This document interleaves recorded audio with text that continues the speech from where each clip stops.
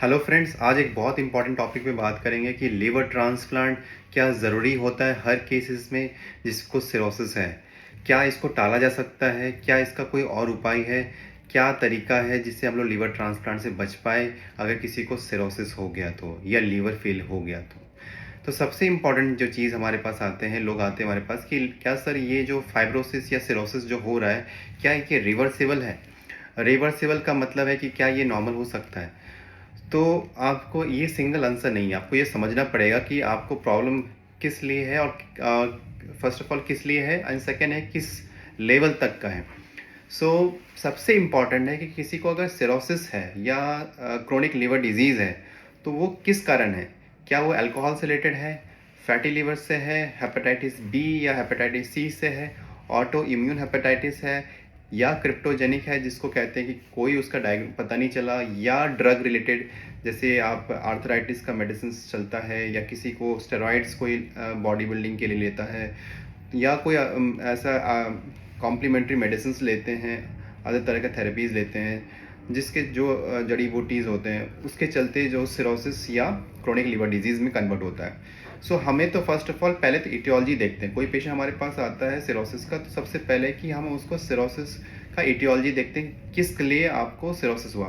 कई बार ये जो मैंने फैक्टर्स बताया, हो सकता है दोनों फैक्टर भी हो, अल्कोहल के साथ साथ मोटापा भी हो, अल्कोहल के साथ साथ हेपेटाइटिस बी या हेपेटाइटिस सी भी हो, ऑटो हेपेटाइटिस के साथ साथ कुछ और भी बीमारी हो, पीएससी पीबीसी या फैटी लीवर डिजीज़ या अल्कोहल रिलेटेड भी चीज़ हो, या हेपेटाइटिस जो मैंने बताया हेपेटाइटिस बी के साथ साथ कुछ और, तो जो कम्बिनेशंस भी हो सकते हैं। तो first of all usually single ही होता है एटियोलॉजी। तो अगर हमें सबसे पहले पता चले कि आपका किस लिए है, मान लीजिए अल्कोहल से है, तो हमें first of all single answers हम लोग दे नहीं पाते हैं कि पेशेंट को बिल्कुल ठीक हो जाएगा।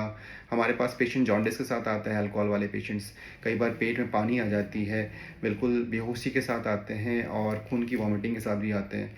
तो ये सब तो बिल्कुल लास्ट स्टेज होता है, कहने के लिए लास्ट स्टेज है, लेकिन हमें फिर भी कई बार कॉन्फिडेंट रहता है कि हाँ, ये पेशेंट अगर अल्कोहल बंद करता है so his liver can improve. And कई बार ऐसा पेशेंट भी हमने देखा है कि जिसमें बिल्कुल लास्ट स्टेज में भी चले गए और जहाँ पे वॉमिटिंग हुई, खून की उल्टी हुई, जॉन्डिस हुई, उसको भी हमने पीछे ले आके नॉर्मल स्टेज तक लाया है। सो सिंगल लाइन आंसर नहीं है। फर्स्ट ऑफ ऑल अगर आपको लीवर सिरोसिस भी है और लीवर सिरोसिस साथ साथ आपको लीवर फेलियर का साइंस भी है, जॉन्डिस ये सब, पानी पेट में पानी, बेहोशी, तो भी आप इम्प्रूव हो सकते हो। वो टाइम फैक्टर है कि आपको कैसे पता चलेगा, वो आपको मेडिसिन से आपका रिस्पॉन्स, आप अपना कितना खाना पीना अच्छा कर रहे हो, कितना फैमिली सपोर्ट है, कितना आपने आपको रोका है अल्कोहल के चलते, कितना फिजिकल एक्सरसाइज कर रहे हैं, ये सारा चीज़ इंपॉर्टेंट है।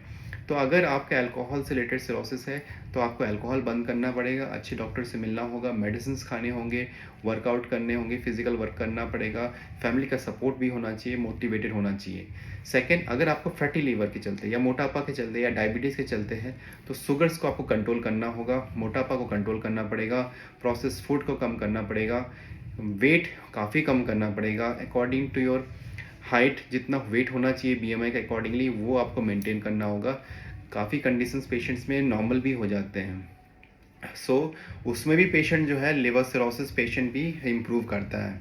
और ये मैं दावे के साथ कह सकता हूँ कि अगर कोई ये चीज़ें जो मैंने बता रहा हूँ तो डेफिनेटली बहुत ही अच्छा इम्प्रूवमेंट आने का चांसेस है। हाँ, डेफिनेटली मेडिसिन्स जो है वो काफ़ी इंपॉर्टेंट रोल प्ले करता है। किस स्टेज में क्या मेडिसिन देना चाहिए, क्या मेडिसिन से प्रॉब्लम हो रहा है, उसको कैसे मॉडिफाई कर रहे हैं, और हर पार्ट का किस तरह का हम रिपोर्ट्स के साथ साथ फिजिकल पेशेंट को देख के कैसे वो मेडिसिन को हम लोग चेंज कर रहे हैं, वो बहुत बड़ा इंपॉर्टेंट क्रूशियल फैक्टर हो जाता है। थर्ड जो इटियोलॉजी होता है ऑटो इम्यून हेपेटाइटिस। तो ऑटो इम्यून हेपेटाइटिस जो होता है वो एक तरह का self limiting, self destroying disease है जिसमें बॉडी अपने लीवर को ही प्रॉब्लम एनिमी समझता है और उसके अगेंस्ट एंटीबॉडीज़ बनाता है। उसमें लीवर धीरे धीरे डैमेज होके कमज़ोर होने लगता है, सिरोसिस में कन्वर्ट होता है। उसमें हमें बायोप्सी या कई बार ऑटो मार्कर सारे टेस्ट करके उसका सिंप्लीफाइड स्कोर या स्कोरिंग निकालते हैं और उस अकॉर्डिंगली हम लोग स्टेरॉइड्स या इम्यूनोसप्रेशन देते हैं। और उसके बाद फिर 2 से 3 साल तक जब उसको हम लोग सप्रेशन पे रखते हैं, देन इम्प्रूवमेंट आने के बाद धीरे धीरे देखते हैं हम लोग कि फाइब्रोस्कैन करते करते कि वो लीवर इम्प्रूव कर रहा है। फोर्थ, जैसे हेपेटाइटिस बी, हेपेटाइटिस सी एक कॉज है, उसमें भी हेपेटाइटिस बी और हेपेटाइटिस सी का जो है वो मेडिसिन देते हैं एंड कई बार पेशेंट्स इंप्रूव भी करते हैं। अच्छा, दो चीज़ें हैं जो आपको बिल्कुल समझना पड़ेगा कि ये सबसे इम्पॉर्टेंट टेस्ट है जो आपको बता सकता है कि आपका लिवर सिरोसिस इम्प्रूव कर रहा है कि नहीं कर रहा है। अगर आपको जॉन्डिस नहीं है और पेट में पानी नहीं है और आपका बिल्कुल लिवर सिरोसिस है, क्रोनिक लिवर डिजीज़ दिख रहा है अल्ट्रासाउंड में, नसें फूल गई है, तो सबसे इंपॉर्टेंट है फाइब्रोस्कैन।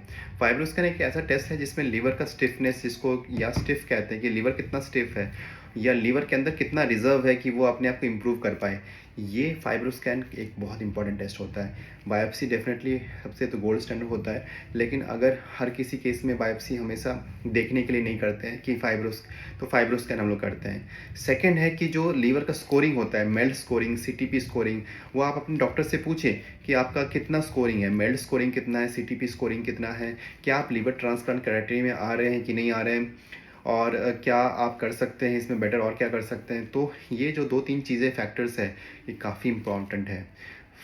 थर्ड पॉइंट ये हो गया कि आपका एल्बुमिन, जिसको कहते हैं जो प्रोटीन होता है बॉडी का जो लिवर बनाती है, वो एल्बुमिन कितना है आपके बॉडी में, और आईएनआर। अगर एल्बुमिन और आईएनआर इम्प्रूव कर रहा है तो डेफिनेटली आपका जो लीवर का जो सिंथेटिक फंक्शन है वो इम्प्रूव कर रहा है।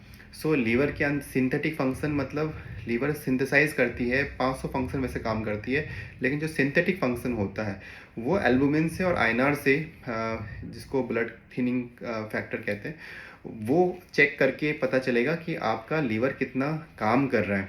सो वो काफ़ी इंपॉर्टेंट है। अगर आपका एल्बुमिन मेंटेन्ड है, आईएनआर इंपॉर्टेंट है, तो आपको इसका मतलब है कि लीवर आपका इम्प्रूव कर रहा है और बेटर हो रहा है। और सबसे लास्ट में जो इम्पॉर्टेंट होती है, जो सबका सबसे ज़्यादा कंसर्न होता है, वो प्लेटलेट्स।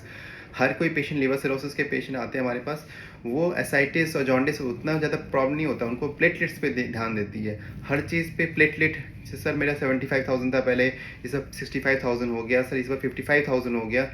बिल्कुल सर, आपको बिल्कुल ध्यान नहीं देना है। Platelets is the last one two improve. आपका जब जॉन्डिस ठीक हो जाएगा, एल्बुमिन ठीक हो जाएगी, आईएनआर ठीक हो जाएगा बॉडी में, पेट का पानी सूख जाएगा, तो अगर लीवर इम्प्रूव भी कर गया लास्ट स्टेज में, जब बिल्कुल नॉर्मल होने वाला है, तब आपका प्लेटलेट नॉर्मल होता है। तो प्लेटलेट नीचे होने से तो डरना नहीं है। कई बार सोचते हैं कि प्लेटलेट चढ़ा लेना चाहिए, बिल्कुल नहीं। प्लेटलेट तभी चढ़ना चाहिए जब कुछ मैनिफेस्टेशन होता है ब्लीडिंग का, ये पेशेंट को बहुत ज़्यादा कम है, एब्सोल्यूट नंबर में 20,000 से नीचे हो और ब्लीडिंग का रिस्क रहता है, तो हम लोग फिर देते हैं कुछ दिनों तक मेडिसिन देते हैं, एल्ट्रोम्बोपैक देते हैं। नहीं तो हम लोग कोई भी प्लेटलेट्स ट्रांसफ्यूज़न के लिए मना करते हैं, एंड देन कोई भी उस चीज़ के लिए डरने के लिए भी कोई, हम लोग हमेशा कहते हैं कि डरे नहीं। सो प्लेटलेट को आप ना देखें, लेकिन हाँ, अगर प्लेटलेट अगर सिरोसिस पेशेंट में इम्प्रूव कर गया या उसको 100 से अबव है, इसका मतलब है उसके पास बहुत अच्छा चांस है ठीक होने का, या वो ठीक हो रहा है। सो एक मार्कर है जो प्लेटलेट, जैसे मैंने बताया कि अगर आपका प्लेटलेट 100 से अबव है तो इसका मतलब ठीक हो रहा है। होता क्या है कि सिरोसिस पेशेंट में प्लेटलेट इसलिए कम होता है क्योंकि लिवर है सिरोसिस। लिवर सिरोसिस में क्या होता है कि लिवर जो है टाइट हो जाती है, उसके अंदर ब्लड जाता नहीं है। तो जब लिवर के अंदर ब्लड नहीं गया तो बगल में स्प्लीन है, वहाँ पर डायरेक्ट होता है। एंड एज यू नो कि स्प्लीन जो है एक ग्रेवयार्ड होता है प्लेटलेट का, वहाँ जाके प्लेटलेट टूटते हैं एंड देन वो प्लेटलेट काउंट कम दिखते हैं। इसका मतलब है अगर आपका प्लेटलेट नॉर्मल हो रहा है, इसका मतलब लीवर के अंदर खून जा रहा है और आपका लीवर ठीक हो रहा है। इसी तरह से जैसे और भी फैक्टर, जैसे ब्लीडिंग का रिस्क हो गया, ये सब फैक्टर्स मैं कभी कुछ और चीज़ों पे डिस्कस करूँगा। आज के लिए यही वाला टॉपिक, ये वाला इम्पॉर्टेंट टॉपिक पे हम डिस्कस करने वाले थे। सो नेक्स्ट किसी सेशन पे कुछ और टॉपिक लाऊंगा। आज के लिए थैंक यू। प्लीज़ सब्सक्राइब करें, लाइक करें, शेयर करें, and thank you so much.